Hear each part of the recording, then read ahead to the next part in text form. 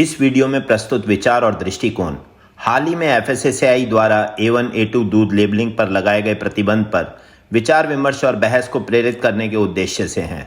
हमारा उद्देश्य दर्शकों को गंभीर रूप से शामिल होने और किसी निष्कर्ष पर पहुंचने से पहले सभी पक्षों पर विचार करने के लिए प्रोत्साहित करना है। ये वीडियो किसी विशेष रूप को बढ़ावा देने का प्रयास नहीं करता, बल्कि संतुलित और सूचित निर्णय लेने की प्रक्रिया का समर्थन करने के लिए है। धन्यवाद। आइए सबसे पहले हमारे देश में देसी गायों के वंश विकास के लिए समर्पित हमारे आदरणीय प्रधानमंत्री जी के A2 दूध के संबंध में विचार सुनते हैं। वैज्ञानिक तरीकों ने भी गिर की गाय, कांकरेज की गाय, इसका महत्व स्वीकार किया है। अब A2 मिल्क, जिस कांकरेज की गाय के दूध की एक विशेषताएं हैं, विशेष तत्व हैं, उसको आज उन्होंने मार्केट में रखा है। जो हेल्थ कॉन्शियस लोग हैं, जहां बच्चों को कुपोषण की समस्या है, ऐसे बच्चों के लिए A2 मिल्क, कांकरेजी गाय का A2 मिल्क उनके स्वास्थ्य के लिए उपकारक होने वाला है। ऐसा एक भगीरथ काम भी आज यहां शुरू हुआ है। अब चलिए भारत में डेयरी इंडस्ट्री की ग्लोबल स्थिति को देखते हैं। दूध का उत्पादन सबसे ज्यादा, पर पशुओं की प्रोडक्टिविटी और शायद फीड एफिशिएंसी ग्लोबल एवरेज से कम। गायों, किसानों और डेयरी फार्मों की संख्या सबसे ज्यादा, पर चारे की कमी एवं एनवायरमेंटल फुटप्रिंट बहुत ज्यादा। भारत आवारा पशुओं की संख्या में भी दुनिया में शायद सबसे ऊपर होगा। अब ऐसे में भारत के संबंध में आप क्या देखना चाहेंगे? भारत दूध उत्पादन में नंबर 1 या भारत A2 दूध उत्पादन में नंबर 1? अब जरा देखते हैं कि दुनिया में A2 मिल्क में क्या हो रहा है। आज हर देश वैश्विक बाजार में अपनी डेयरी प्रोडक्ट्स की मार्केट स्थापित कर रहा है। दुनिया की सबसे बड़ी A2 दूध की कंपनी A2 मिल्क ने ऑस्ट्रेलिया से शुरुआत करी और अपनी A2 मिल्क ब्रांड को न्यूजीलैंड की सबसे बड़ी कोऑपरेटिव फॉन्टेरा को दे दिया। A2 मिल्क और A2 प्लैटिनम मिल्क ने फूड मार्केट और इन्फेंट फूड मार्केट में अपनी एक विशेष जगह बनाई। इसी की सफलता को देखते हुए न्यूजीलैंड, जो दुनिया के शीर्ष डेयरी एक्सपोर्टर्स में आता है, उसने अपनी राष्ट्रीय पॉलिसी में होल्स्टीन गायों को A2 में परिवर्तित करने का निर्णय लिया। क्या आपको पता है कि न्यूजीलैंड में 2024 में पैदा हुई 86% बच्चियां A2 हैं। मार्केटिंग रिसर्च कंपनी iMark, जिसके डेटा को भारत में बहुत फॉलो किया जाता है, के अनुसार 2023 में विश्व की A2 दूध की मार्केट लगभग 1 लाख करोड़ थी, जो 2032 तक 15% ग्रोथ के साथ 4 लाख करोड़ पार कर जाएगी। भारत की ऑर्गेनाइज्ड डेयरी मार्केट लगभग 2.5 लाख करोड़ है, और यदि हमने अपनी A2 दूध पैदा करने की क्षमता देखी तो वह आज भी लगभग 7 लाख रुपए करोड़ की है, क्योंकि हमारा 90% से ज़्यादा दूध A2 है और इस दूध की भारत में कोई गिनती नहीं है, जबकि दुनिया इसके लिए तरस रही है। एक नज़र न्यूजीलैंड के अलावा बाकी देशों पर भी डालते हैं। साउथ ईस्ट एशिया डेयरी की एक बहुत बड़ी संभावना के रूप में उभर रहा है। ये भारत के लिए भी एक बड़ी मार्केट हो सकती है।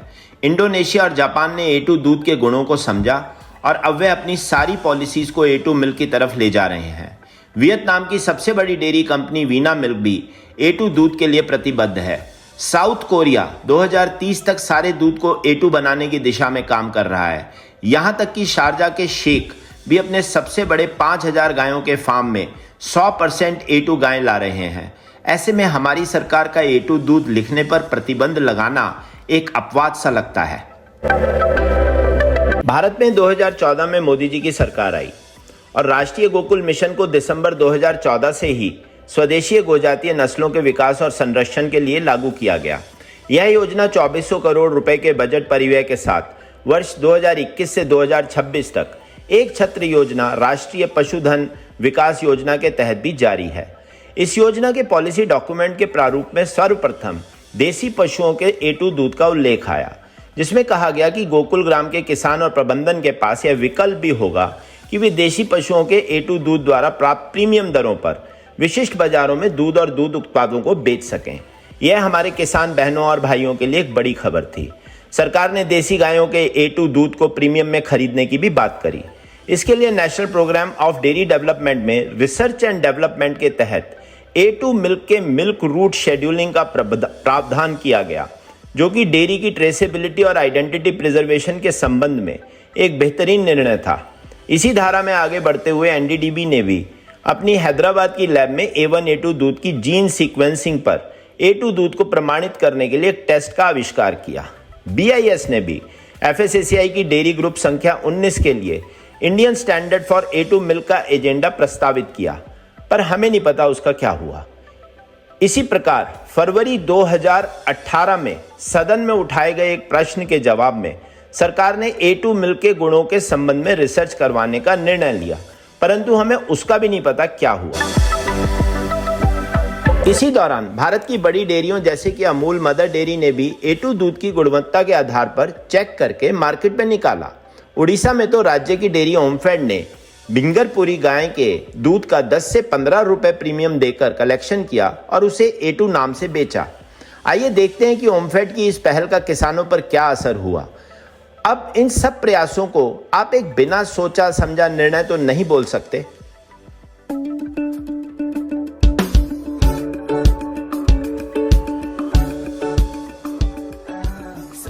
वन मिनिट जर्नी रे जोटी आमे जानिबा ओमफेड फार्म रे किभଳି प्रस्तुत हेइ थाए A2 देसी काउ मिल्क। आमर एई यात्रार आरंभ गाय को चयन करबा ठारू आरंभ होई थाए। क्षीरर शुद्धता और अखंडता बजाय रखिबा पई कड़े विशेष गुरुत्व देउ। 500 ग्राम रो प्लास्टिक बॉटल को प्रथमे स्टेरिलाइज्ड करा जाय, परे एहा ऑटोमेटिक रेलिंग ऊपर चली थाए एवं सेथिरे A2 देसी मिल्क भर्ती करा जाय ऑटो सील एवं लेवलिंग करा जाय, जहार सतेजता उपरे संपूर्ण विवरणी आपण पैकेजिंग रु जानि पारिबे। इता A2 देसी काउ मिल्क में यूज करे। एटा होच बॉइल्ड मिल्क, एटा अधिक प्रोटीन आ एनरिच्ड मिल्क भी एटा मु व्यवहार करे। अन्य मान भी कहूची व्यवहार करंतु आ छुआ मान को दियंतु। A2 देसी काउ मिल्क, जहार प्रत्येक बुंदा प्रकृतिर सर्वोत्तम कहानी कुहे। जहां तक FSSAI का पक्ष है तो वो कह सकते हैं हमें एक निर्णय लेना पड़ा। ऐसा कोई ठोस प्रमाण नहीं है जो ये साबित करे कि A2 दूध A1 दूध से बेहतर है। हम बाजार में भ्रामक दावों को अनुमति नहीं दे सकते, सही है, लेकिन क्या हमने सभी प्रमाणों की पूरी तरीके से जांच की? और परीक्षण विधियों का क्या ऐसी व्यापक निर्णय लेने से पहले ये मानकीकृत प्रक्रिया नहीं होनी चाहिए? जहां FSSAI का तर्क है कि इस निर्णय को उपभोक्ताओं को गुमराह होने से बचाने के लिए लिया गया, वहीं आलोचकों का मानना है कि यह प्रतिबंध जल्दबाजी में लगाया गया और इसकी ठोस नींव नहीं थी। वैज्ञानिक समुदाय बटा हुआ है। कुछ अध्ययन यह सुझाव देते हैं कि A2 दूध में स्वास्थ्य लाभ हो सकते हैं, खासकर उन लोगों के लिए जो डेयरी के प्रति संवेदनशील हैं, जैसे लैक्टोज इंटॉलरेंट। लेकिन बिना मानकीकृत परीक्षण पद्धति के हम कैसे सुनिश्चित हो सकते हैं? बाजार में A2 दूध से ज़्यादा भ्रामक तो एनालॉग्स और प्लांट बेस्ड प्रोडक्ट्स हैं। कुछ कंपनीज तो FSSAI के स्टैंडर्ड्स को पूरी तरीके से इग्नोर कर रही हैं। लोगों को गुस्सा है कि A2 के नाम पर 2000 रुपये किलो का घी बेच रहे हैं, और उनका क्या जो वैगन के नाम पर 1000 रुपये किलो का वनस्पति बेच रहे हैं, या पाम ऑयल मिला नकली घी, पनीर और खोया बेच रहे हैं। ऐसे में क्या A2 को उन सबसे पहले रोकना ज़रूरी था?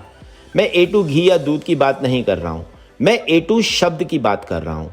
A2 भारत के अपने पशुओं के दूध को रिप्रेजेंट करता है। A2 भारत के किसानों को पूरी दुनिया के सामने छाती चौड़ी करके खड़े होने का मौका देता है। A2 भारत की गाय की प्रतिष्ठा का नाम है। इसे हमारे प्रधानमंत्री जी, सरकार, किसान और खरीदार सबका समर्थन है। मैं आज हाथ जोड़कर अपने किसान बहनों और भाइयों की तरफ से सरकार का ध्यान इस ओर आकर्षित करवाना चाहूँगा और निवेदन करूँगा कि A2 शब्द के इस्तेमाल को ना रोकें एवं FSSAI BIS की मदद से जल्दी इसके टेस्ट की प्रक्रिया को सुनिश्चित करें और उसका कड़ाई से पालन करें। मेरा सपना है कि भारत अपने देश में पैदा हुए दूध को 2027 तक 100% A2 बनाकर 2047 में विश्व के 1/4 ट्रेड पर अपना कब्जा जमाए। जय हिंद।